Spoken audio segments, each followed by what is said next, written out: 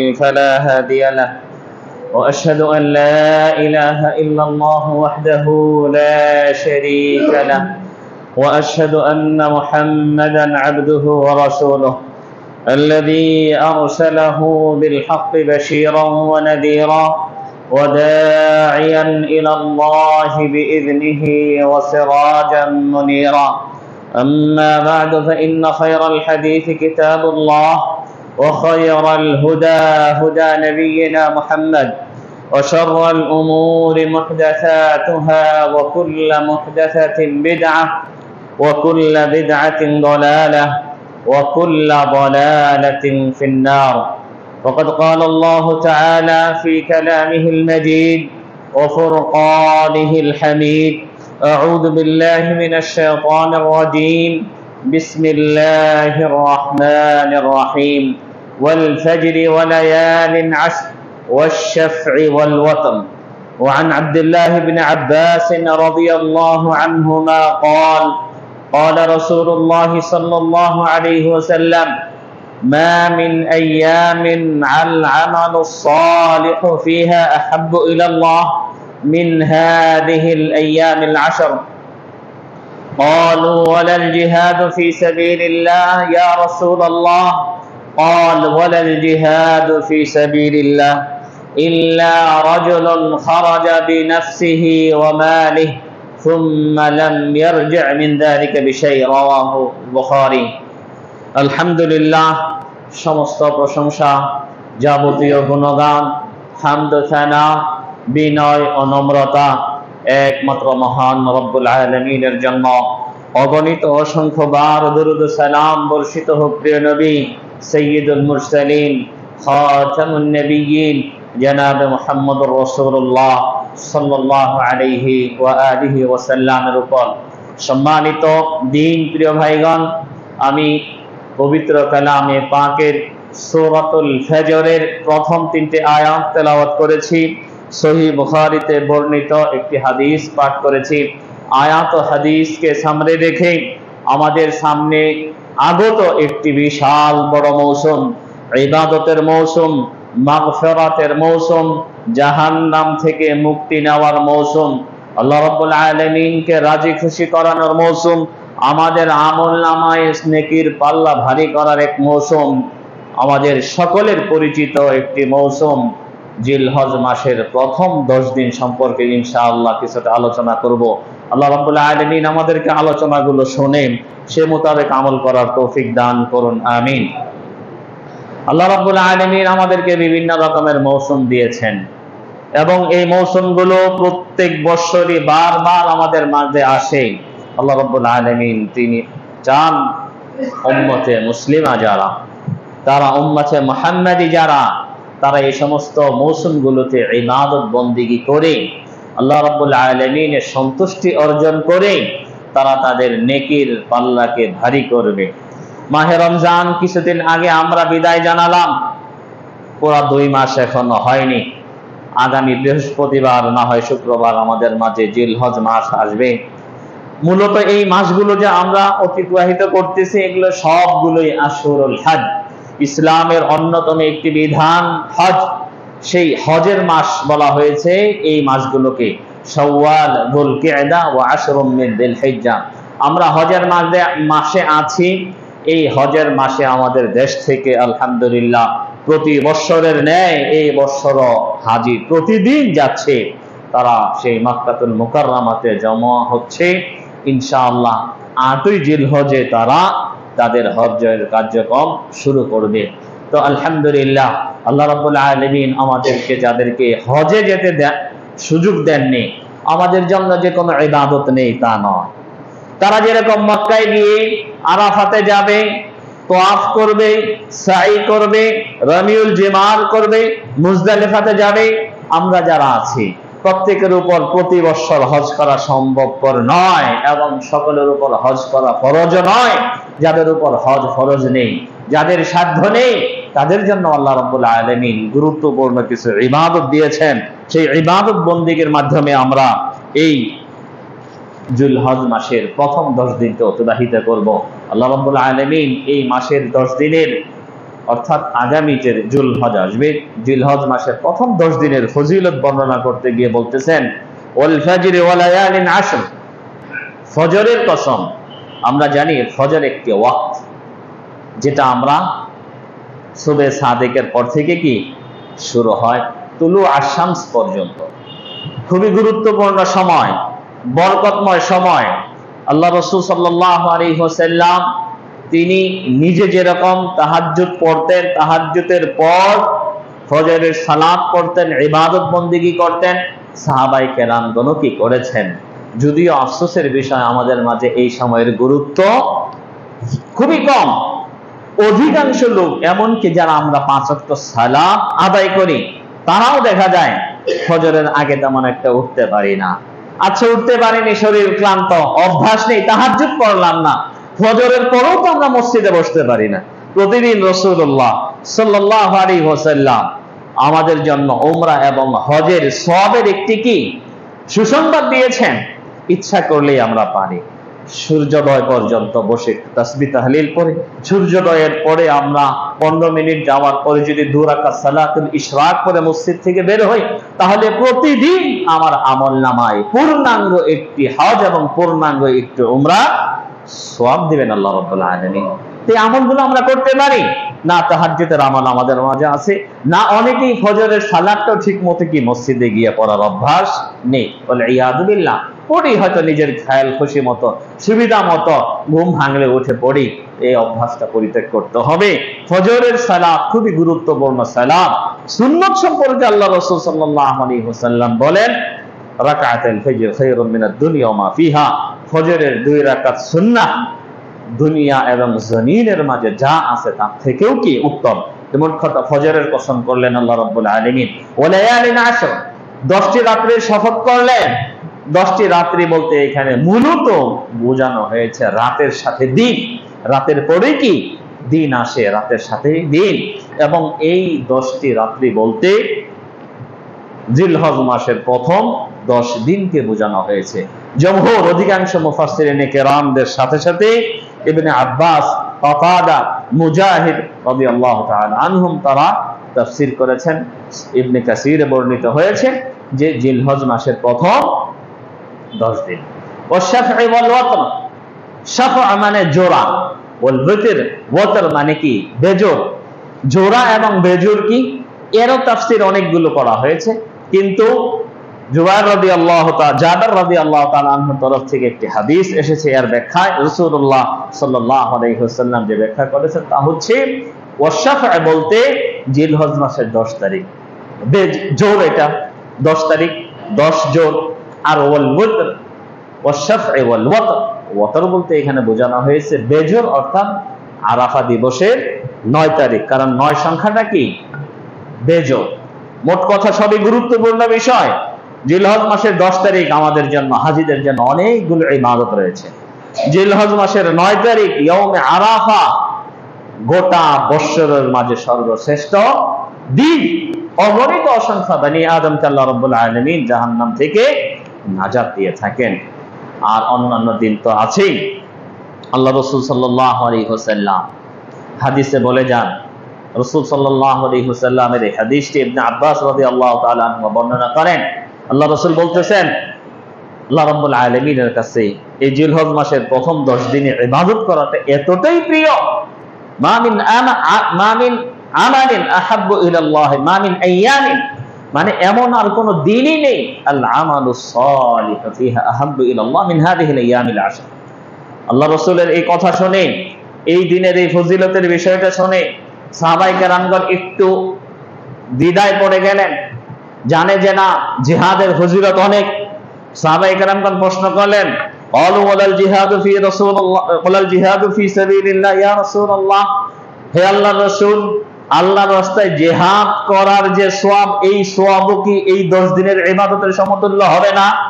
আল্লাহ রাসূল বললেন, ওয়ালাল জিহাদু ফি সাবিলিল্লাহ, আল্লাহর রাস্তায় জিহাদও কি এর সমতুল্য হবে না। তবে ওই ব্যক্তির জিহাদ এই 10 দিন আমলকারীর সমতুল্য হতে পারে রাজুলুন খারাজা বিনাফসিহি ওয়া মালিহি, নফস নিয়ে, জান এবং মাল নিয়ে যুদ্ধে নেমেছে। সুম্মা লাম ইয়ারজি' মিন যালিকা বিশাই, কিন্তু কোনোটাই ফেরত নিয়ে আসতে পারেনি।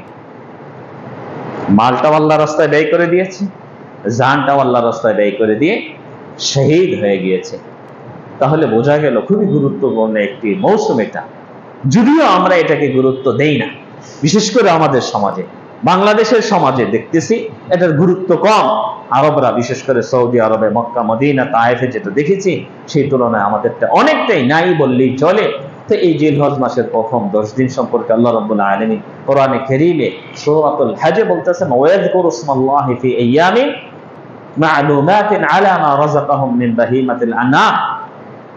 এই আয়াতের তাফসিরেও মুফাসসিরিনে কেরামগণ, জমহুরগণ তাফসির করতেছেন যে না, জিলহজ মাসের 10 তারিখকে বোঝানো হয়েছে। এই 10 দিনের গুরুত্ব কেন এত অপরিসীম? কারণ এই 10 দিনের মাঝে যে সমস্ত বড় বড় ইবাদত গুলো জমা হয়েছে, মানে করার সুযোগ এসেছে, অন্য কোনো মৌসুমে এমনটি নয়। ইমাম ইবনে হাজার আল আসকালানী রাহিমাহুল্লাহ সহিহ বুখারীর ব্যাখ্যা ফাতহুল বারীর, প্রসিদ্ধ ফাতহুল বারী আমাদের সমাজে, তার লেখক উনি বলতেছেন যে এই 10 দিনের ফজিলত এজন্যই এতটাই বেশি যে উম্মাহাতুল ইবাদা, বড় বড় ইবাদত যেগুলো সব এর মাঝে মিলিত হয়েছে। সালাত বলেন, জিকির, আজকার, তাসবিহ, তাহলিল বলেন, সিয়াম বলেন, সাদাকা বলেন, এবং কুরবানি বলেন, হজ বলেন, যাবতীয় সব ইবাদত কি এর মাঝে। এজন্যই এর গুরুত্ব অপরিসীম। তাহলে এই 10 দিন বরকতময় 10 দিন, যে 10 দিনের নামে আল্লাহ রাব্বুল আলামিন কোরআনে কারীমে কসম করলেন, তার কথার সব সময় আমাদের কাছে কি শিরোধার্য, সবই আমাদের জন্য আদেশ, সবই আমাদের জন্য কি অবশ্যই পালনীয়। এরপরও আল্লাহ সুবহানাহু ওয়া তাআলা এখানে কসম করে অধিক গুরুত্ব বুঝাইতে চাচ্ছেন, এবং সেই গুরুত্বটা আল্লাহ রাসূল সাল্লাল্লাহু আলাইহি ওয়াসাল্লাম আবারও পুনরাবৃত্তি করেছেন একাধিক আয়াতে, একাধিক হাদিসে। যেহেতু রাসূল সাল্লাল্লাহু আলাইহি ওয়াসাল্লাম আমাদেরকে বুঝিয়েছেন, কাজে আমি মনে করি এই 10 দিনটাকে একটা গুরুত্বপূর্ণ ফজিলত মনে করে আমাদেরকে কাজে লাগানো দরকার। রাসূল সাল্লাল্লাহু আলাইহি ওয়াসাল্লামের যে সমস্ত হাদিসগুলো রয়েছে, সবগুলো এভাবে খুতবা উপস্থাপন করা সম্ভব নয়। উলামায়ে কেরামগণ বলেন, রাত্রি হিসাবে শেষ রাত্রিগুলো, রমজানের শেষ রাত্রিগুলো 21 থেকে নিয়ে আপনার 30 পর্যন্ত যেরকম খুবই ফজিলতপূর্ণ রাত্রি, এই রাত্রিগুলোতে আমরা সাধারণত জেগে ইতিকাফে বসে অথবা মসজিদে বসে জিকির আজগারে ব্যস্ত থাকি, ইবাদতে তেলাওয়াতে ব্যস্ত থাকি। দিন হিসাবে সবচেয়ে বরকতময় বৎসরের মাঝে দিনগুলো হচ্ছে কি জিলহজ মাসের 1 তারিখ থেকে নিয়ে 10 তারিখ পর্যন্ত। কাজে আসুন আমরা কিছুটা প্ল্যান করে ফেলি। আল্লাহ রাসূল যে সমস্ত ইবাদত গুলো করতে বলতেন আমরা সেগুলো করি। সর্বপ্রথম আমাদের জন্য কাজ হবে জিলহজ মাসের চাঁদ ওঠার আগেই, চাঁদ উঠে এটা দেখবেন কিভাবে? আমাদের দেশে তো এখন অনেকগুলো গ্রুপ তৈরি হয়েছে। এটা অনেকেই আবার একটাকে ইখতিলাফি মাসালা বলতেছে। এটাকে ইখতিলাফি বলা যাবে না। সালাফদের তরফ থেকে, রাসূল সাল্লাল্লাহু আলাইহি ওয়াসাল্লামের তরফ থেকে যুগ যুগ ধরে সাহাবায়ে কেরামগণ আমল করে আসতেছেন। প্রত্যেকেই তাদের নিজ নিজ এলাকায় চাঁদ দেখে তারা ইবাদত গুলো করতেন। রমজানের সিয়াম বলেন, আর এই জিলহজ মাসের প্রথম 10 দিন সহ আরাফার সিয়াম এবং কুরবানি বলেন। কাজে চাঁদ দেখার উপর নির্ভরশীল। স্যাটেলাইট হাতে নিয়ে ঘুরে এখন খবর জেনে আপনি ইবাদত বন্দেগী করবেন, এটা কোশ্চিন কালু কি ইসলাম এটাকে সমর্থন করে না। না করার একটাই বড় দলিল, সেটা হচ্ছে সাহাবায়ে কেরামদের যুগে এরকম হাদিসে কুরাইব, যদি অন্যদিকে আলোচনা চলে যাচ্ছে, কুরাইব রাদিয়াল্লাহু তাআলা আনহু শামের দেশে চাঁদ দেখে ইবাদত করার পরে উনি চলে আসার পরে আল্লাহ রাসূল সাল্লাল্লাহু আলাইহি ওয়াসাল্লামের এলাকা মদিনাতে আসার পর আল্লাহ রাসূল ইন্তেকালের পরে বলতেছেন আমরা তো অমুক দিন চাঁদ দেখেছি। কিন্তু মদিনার সাহাবী আব্দুল্লাহ ইবনে আব্বাস রাদিয়াল্লাহু তাআলা তার কথার কোনো কি মূল্যায়ন করে না। তুমি ওই এলাকায় চাঁদ দেখছো, তুমি তোমার মতো, আমরা যেহেতু এই এলাকায় দেখেছি আমরা দেখব। কাজেই চাঁদের ঘর আছে, মানাজিল আল কামার, আমরা বলি বাংলা ভাষায় ঘড়ি লাগছে। প্রত্যেক দিন চাঁদ এক জায়গা থেকে উদয় হয় না, সূর্যের কোনো ঘর নেই। সূর্যটা একসাথে ঘুরতেছে, সূর্যের উপর ভিত্তি করে প্রত্যেকটা দেশের কি একটা টাইম পরিবর্তন হচ্ছে, কিন্তু চাঁদে ঘর আছে। খোদ বাংলাদেশে বসেই আপনি গতকালকে যেই জায়গা থেকে চাঁদ উঠেছে, আপনি আজকে সারাদিন খুঁজেও সেই জায়গা থেকে কি চাঁদ দেখবেন না। কাজেই ঘড়ি লাগার অর্থই যে না এটা টাইম পরিবর্তন হবে। মোট কথা, চাঁদের ভিত্তিতে আমরা আমাদের প্রথম কাজ যেটা, সেটা হচ্ছে যারা কুরবানি করব, যাদের নামে কুরবানি হবে, তারা আমাদের মুছগুলো, নখগুলো, চুল যদি কাটার থাকে কেটে নেবেন, দাড়িটা কাটবেন না। কারণ দাড়ি কাটাটা কি, এটা হারাম, দাড়ি রাখাটা ফরজ। কাজেই এই কুরবানির পরে, কুরবানি জবে করার পরে দাড়িগুলা কেটে নেবেন, আবার কুরবানির আগে, চাঁদ দেখার আগে কাটবেন না। আল্লাহ রাব্বুল আলামিন হয়তো এই সমস্ত বিধিবিধানগুলো করেছেন যাতে করে আমরা একটা অভ্যাস করে নিতে পারি। 10 দিন যদি আপনি সেট ছাড়া থাকেন, মানুষ যদি আপনাকে ধমক না দেয়, আপনাকে যদি অফিস থেকে বের করে না দেয়, আত্মীয় স্বজনের কাছে যদি আপনার মহব্বত না কমে, তাহলে কেন আপনি এই আমলটা আবার সেই কুরবানির দিন, বরকতময় দিনে কুরবানির সাথে সাথে দাড়িগুলাকেও কি আপনি জবাই করে দিচ্ছেন? কাজেই এটা একটা বিশাল বড় সুযোগ। রমজান যেরকম আমাদের জন্য ধূমপান, বিভিন্ন রকমের কি বাজে নেশা ছাড়ার একটি বিশাল বড় একটি সুযোগ, আমি মনে করি আমাদের দাদের দাড়িগুলো এখন আমরা ছাড়তে পারি না, সেভ করি অথবা কাটি সাটি, আমাদের জন্য বিশাল বড় একটা সুযোগ হবে যে না ইনশাআল্লাহ আমরা এটা ছেড়ে দিব। তো যাই হোক, মোচ যেগুলো কাটার দরকার আপনি এগুলো কেটে নেবেন, চাঁদ ওঠার পরে আর কাটা যাবে না। আল্লাহ রাসূল সাল্লাল্লাহু আলাইহি ওয়াসাল্লামের স্ত্রী মা উম্মে সালামা রাদিয়াল্লাহু তাআলা আনহা তিনি বলতেছেন, রাসূলুল্লাহ সাল্লাল্লাহু আলাইহি ওয়াসাল্লাম বলেছেন, ইযা রাআইতুল হিলালা বিল হিজ্জা, হিলাল মানে নতুন চাঁদ, চাঁদ তার পরের দিন নতুন থাকে না। আল কামার মানে চাঁদ, হেলাল মানে চাঁদ, বাদর মানে চাঁদ। হেলাল হয় নতুন চাঁদ, কামার হয় মিডিয়াম চাঁদ, পূর্ণাঙ্গ চাঁদের আরবি নাম হচ্ছে বাদর। একটা চাঁদের 3টা নাম, আমরা তো সবই একসাথেই বলি, কিন্তু হেলাল বলছেন মানে নতুন চাঁদ যেদিন তুমি দেখবে, নতুন চাঁদ যখন তোমাদের আকাশে উঠবে, ও আরাদা আহাদুকুম আইয়ুযাহি, তোমাদের কেউ কুরবানি করতে চায়, বাহিয়া কুরবানি, এটা হাদিসের ভাষায় খুব কমই এসেছে, উযহিয়া বলা হয়েছে, আইয়ুযাহি তোমাদের কেউ কুরবানি করতে চায়, ফালিয়ুমসিক আন আফারিহি ওয়া আন শারিহি, সে যেন তার নখগুলো, তার চুলগুলো, যত রকমের চুল যেখানেই আসুক, মোচ, মাথার চুল, গায়ের পশম, হ্যাঁ ইত্যাদি সবগুলো, বা আপনার গোপনাঙ্গের আশেপাশে, এগুলো সবই এর মাঝে, অর্থাৎ এগুলো সে কি আর কাটবে না। আল্লাহ রাসূল সাল্লাল্লাহু আলাইহি ওয়াসাল্লাম নিষেধ করেছেন। যদি কাটে তাহলে রাসূল সাল্লাল্লাহু আলাইহি ওয়াসাল্লাম হাদিসের খেলাফ কাজ করলো এবং সে তার কুরবানির পূর্ণাঙ্গ সওয়াব থেকে কি বঞ্চিত হবে। চাঁদ উঠে গেল, আলহামদুলিল্লাহ। কাজ কি আমাদের? তাকবীর পড়তে হবে নিয়মিত। আল্লাহ রাসূল সাল্লাল্লাহু আলাইহি ওয়াসাল্লাম তিনি নিজে পড়তেন, সাহাবায়ে কেরামগণ পড়তেন, আল্লাহু আকবার, আল্লাহু আকবার, লা ইলাহা ইল্লাল্লাহ, আল্লাহু আকবার, আল্লাহু আকবার, ওয়ালিল্লাহিল হামদ। সাথে যদি আপনি এটা অ্যাড করতে চান, এটা বলেন আল্লাহু আকবার কাবীরা ওয়ালহামদুলিল্লাহি কাসীরা ওয়া সুবহানাল্লাহি বুকরাতান ওয়া আসীলা। এটা নিয়মিত পড়বেন।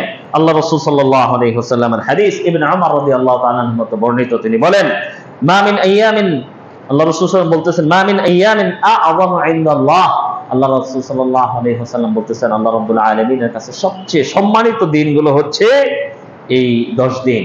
কাজেই এই 10 দিনের মাঝে ফাকসিরু ফীহিন্না তাহলিল ওয়া তাসবিহ ফাকসিরু ফীহিন্না তাহলিল ওয়া তাহমিদ ওয়া তাকবীর, রাওয়াহু আহমদ। এই 10 দিনে তোমরা বেশি বেশি করে আল্লাহ রাব্বুল আলামিনের তাকবীর পড়বে, প্রশংসা জ্ঞাপন করবে, তাকবীর পাঠ করবে। কাজেই আমরা এই দিনগুলোতে আল্লাহ রাসূল সাল্লাল্লাহু আলাইহি ওয়াসাল্লামের সাহাবায়ে কেরামদের সুন্নাহ অনুযায়ী বেশি বেশি করে তালবিয়া পড়ো। আমাদের সমাজে দেখা যায় সালাতের পরে ইমাম সাহেব পড়লে আমরা পড়ি, ইমাম সাহেব না পড়লে আমরা পড়ি না। রাস্তায় যাচ্ছি, আসতেছি, উঠতেছি, বসতেছি, ব্যবসা বাণিজ্যে আছি, পড়তে থাকি। ইবনে উমর রাদিয়াল্লাহু তাআলা আনহুমা, আবু হুরায়রা রাদিয়াল্লাহু তাআলা আনহু একসাথে তারা কি করতেন? ইয়াখরুজানি ইলা সুক, বাজারে যেতেন। কারণ অন্যান্য জায়গায় তারা দেখতেন কি ঠিকই তালবিয়া পড়া হচ্ছে, তাকবীর পড়া হচ্ছে, কিন্তু বাজার এমন একটি জায়গা, দুনিয়ার মাঝে সবচেয়ে নিকৃষ্ট জায়গা হচ্ছে আল্লাহ রাব্বুল আলামিনের কাছে বাজার। ব্যবসা বাণিজ্যে সবাই ব্যস্ত থাকে, তাকবীর ভুলে যায়, এজন্য তারা সেখানে যেতেন এবং কি করতেন? সহিহ হাদিস ইমাম বুখারী রাহিমাহুল্লাহ বলেন, কান ইবনে উমর ওয়া আবু হুরায়রা রাদিয়াল্লাহু আনহুমা ইয়াখরুজানা ইলা সুক ফায়ুকাব্বিরান, তারা দুইজন কি তাকবীর পড়তেন, আর তাদের দুইজনের তাকবীর শুনে মানুষ কি করত? তাকবীর পড়া শুরু করত। কিন্তু আমাদের পরিবেশটা অন্যরকম। আপনি যদি তাকবীর পড়েন, হয়তো অনেকেই হয়তো কি সৌজন্যমূলক আচরণ করে কিছু বলবে না, আবার দুই একজন এমনও মানুষ তৈরি আছে আমাদের দেশে, হট করে বলেই ফেলবে আসতে পড়েন। এত করতে হয় কেন?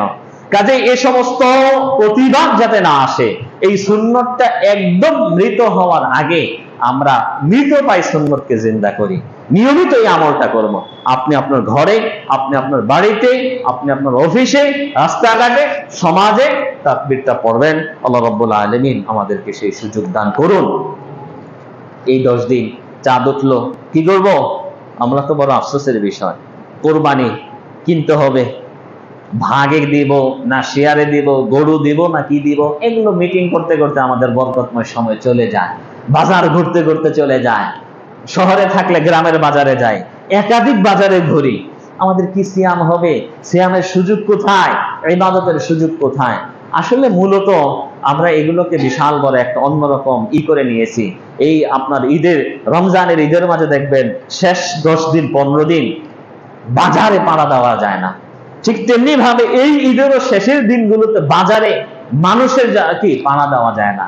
যে গরু কিনবে সেও যায়, যে কিনবে না সেও যায়, এবং সবাই দেখা যায় এগুলো বেচা কেনা নিয়ে কি ব্যস্ত। মূলত ইবাদত, যে ইবাদতের জন্য আল্লাহ রাব্বুল আলামিন আমাদেরকে এই মৌসুম দিয়েছেন, ইবাদতটা আমাদের মাঝে হয় না।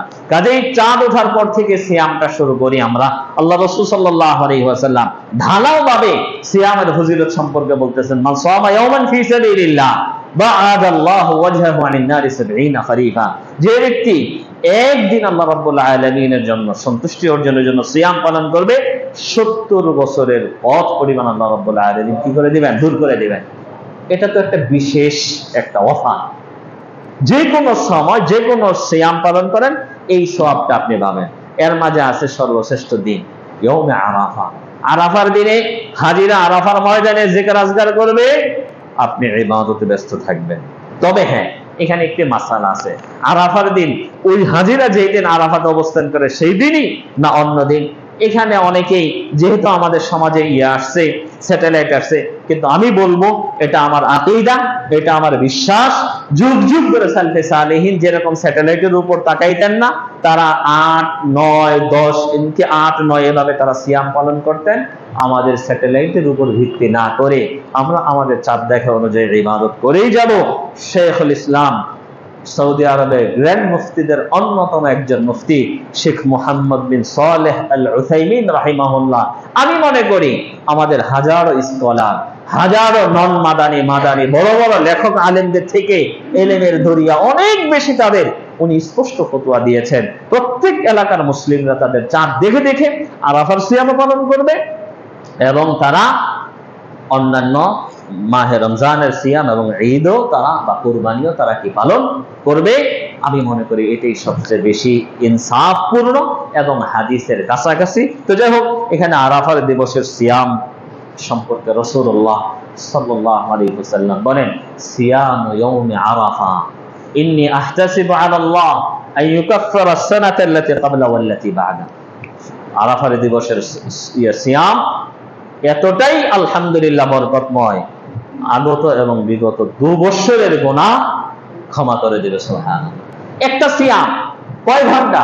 এমনিতে ডাক্তার আমাদেরকে সিয়াম পালন করতে বলে, আমাদের শরীরের যে অবস্থা, যে সমস্ত রোগগুলো বাধা বেঁধেছে, যেহেতু আমরা সুন্নাহ অনুযায়ী কি খাবার গ্রহণ করি না, কাজেই আমি বলবো না সেই আপনার শারীরিক উপকারের জন্য রাখেন, শারীরিক উপকার এমনিতেই হবে, কিন্তু শারীরিক উপকারের জন্য যদি সিয়াম পালন করেন সওয়াব পাবেন না। আল্লাহ সন্তুষ্টি অর্জনের জন্য এই সমস্ত দিনে সিয়ামগুলো পালন করেন, ইনশাআল্লাহ আল্লাহ আপনাকে সুস্থতা দান করবেন, এবং আমাদের সমাজে মৃতপ্রায় সুন্নতকে জিন্দা করার একটা কি বিশাল বড় আমরা সুযোগ পাবো। কাজে আলহামদুলিল্লাহ আমি অনুরোধ জানাবো আমাদের প্রত্যেকে নিজ বাড়িতে আমরা চাঁদ ওঠার পর থেকে নিয়ে 10 দিনই আমরা 9 দিনই আমরা সিয়াম পালন করি। কারণ 10ম দিন তো আপনি কুরবানি করবেন, সেদিন তো সিয়াম পালন করা যাবে না। অন্তত পক্ষে যদি না পারেন 8, 9 অবশ্যই সিয়াম পালন করবেন। আল্লাহ রাব্বুল আলামিন আমাদেরকে সুযোগ দান করুন। এই 10 দিনে আমরা যতগুলো কাজ করব তার মাঝে অন্যতম আরেকটি হচ্ছে হজ এবং উমরা। আলহামদুলিল্লাহ অনেকে চলে গেছেন, অনেকে যাচ্ছেন। হজ এবং উমরা খুবই বরকতময় একটি কাজ। আল্লাহ রাসূল সাল্লাল্লাহু আলাইহি ওয়াসাল্লাম হজের সওয়াবটা পরিমিত করে যাননি। হজের সওয়াব হচ্ছে আপনাকে যদি কবুল হয় তাহলে সরাসরি আপনি জান্নাতে যাবেন। আবু হুরায়রা রাদিয়াল্লাহু তাআলা আনহুর হাদিস মুত্তাফাকুন আলাইহি, সহিহ বুখারী এবং মুসলিমে রয়েছে।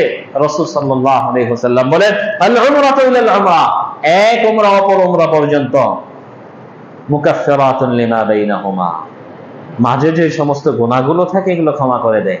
ওয়াল হাজ্জুল মাবরুর, হজ করলেই যে সওয়াব পাবেন তা কিন্তু না। হজের সাথে একটা শর্ত জুড়ে দিয়েছে, হজটা কি হতে হবে? কবুল হতে হবে। কাজে হজ আমরা করি, কারটা কবুল হয় কারটা কবুল হয় না সেটা কি আল্লাহ রাব্বুল আলামিন জানেন। কিন্তু আমরা যদি আমাদের কোরআন হাদিস দেখে যদি আমরা শর্তগুলো পূরণ করতে পারি তাহলে আশা করতে পারি। আর নিজেই যদি জানি যে না, আমার হজের মাঝে রাসূলের দেওয়া শর্ত পূরণ করতে পারিনি, কাজে কিয়ামত পর্যন্ত অপেক্ষা করার কোনোই দরকার নেই। কাজে আমি নিজেই দেখতেছি যে সমস্ত শর্তগুলো আল্লাহ রাসূল দিয়েছিলেন সেই শর্তকে আমি পালন করতে পারিনি। কাজে আমার এই হজ কবুলের কি আশা করাটাই কি একটা বিশাল বড় বোকামি।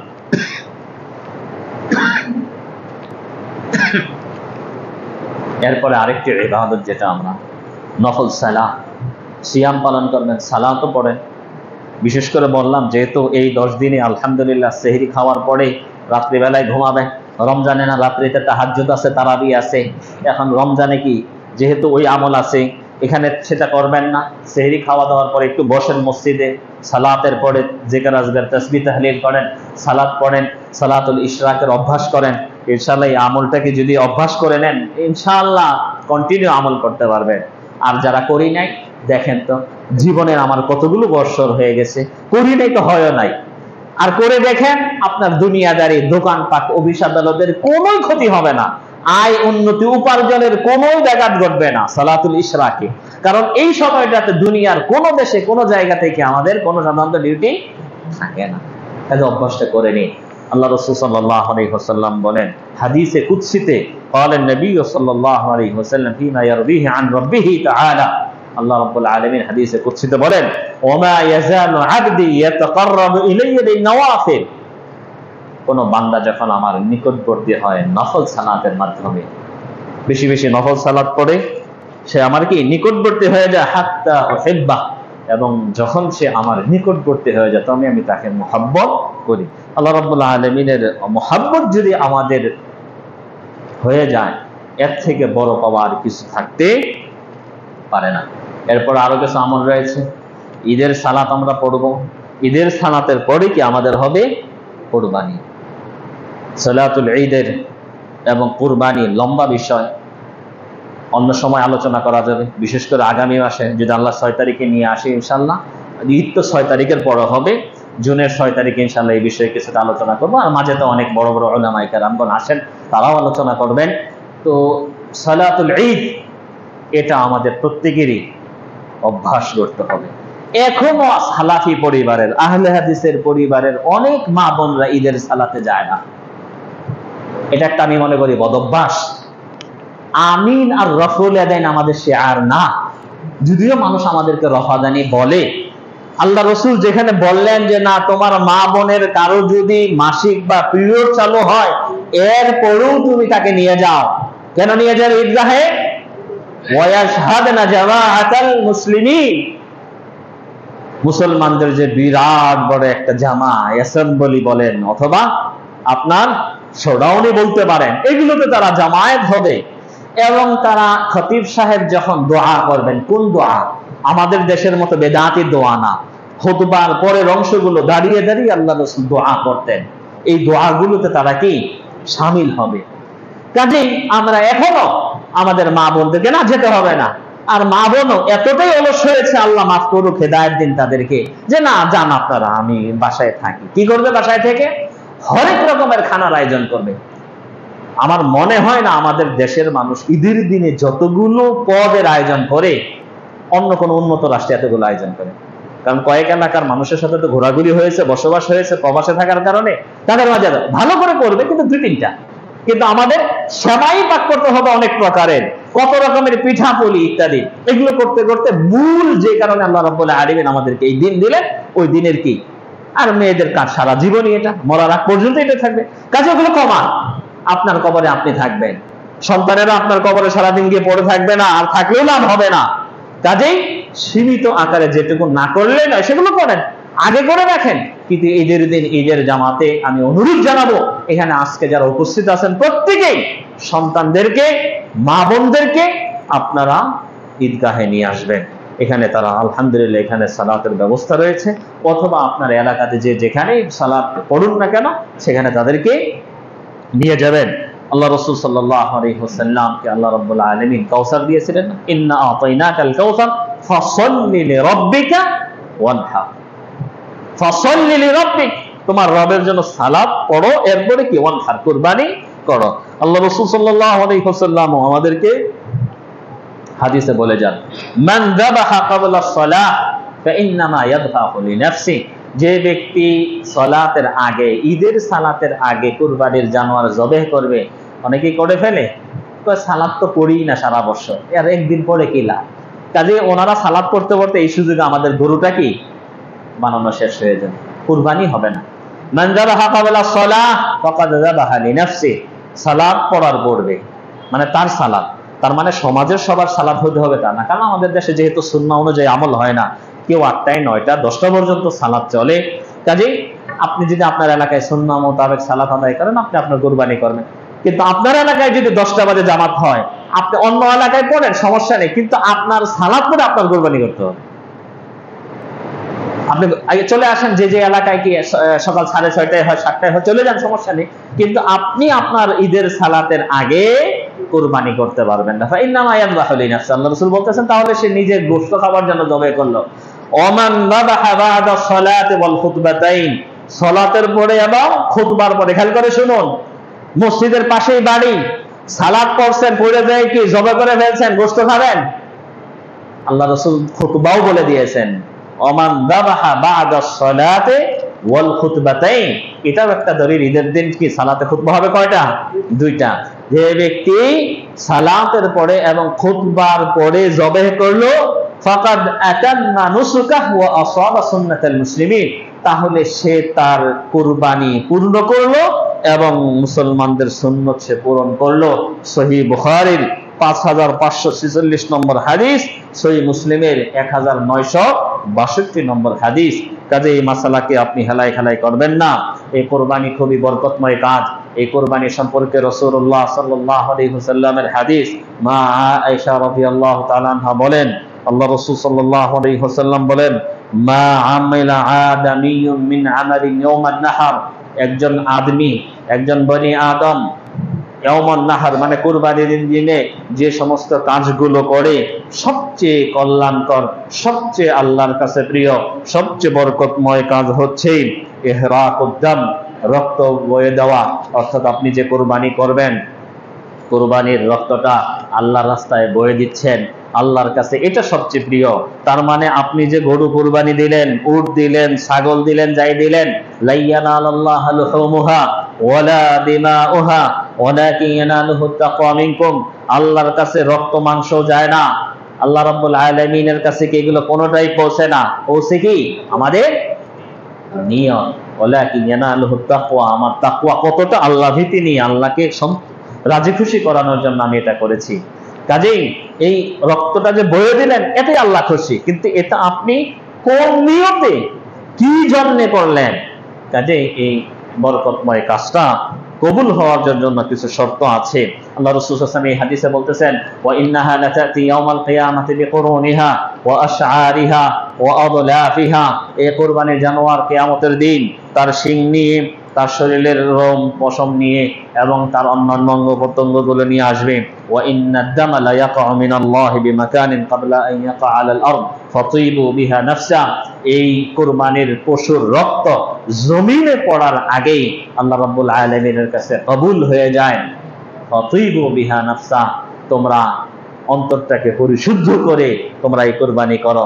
কাজে কুরবানি করলে কি কবুল হবে?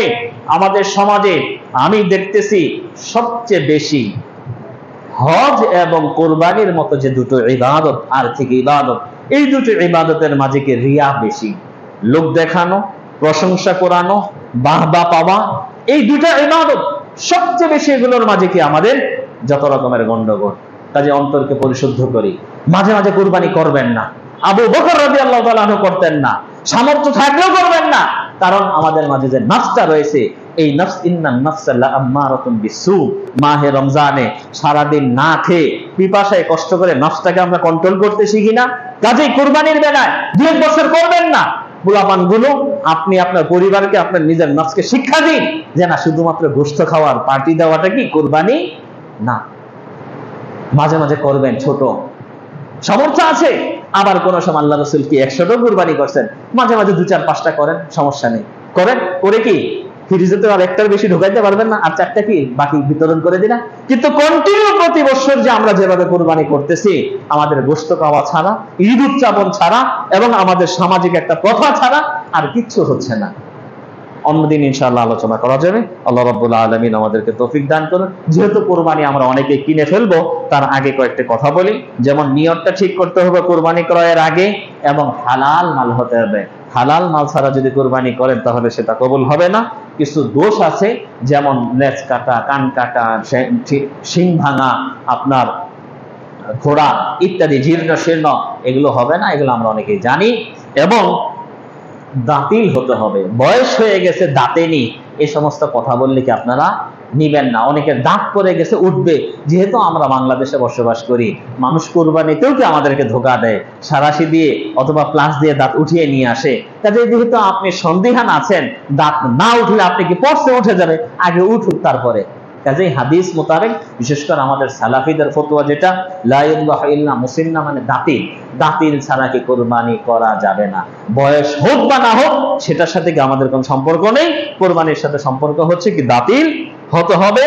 এবং কুরবানিতে আমাদের দেশে কিছু আলেম তৈরি হয়েছেন যারা শেয়ারে কুরবানি করাটা কি নাজায়েজ বলেন। না, আপনি শেয়ারে কুরবানি করতে পারবেন যদি আপনার প্রয়োজন পড়ে।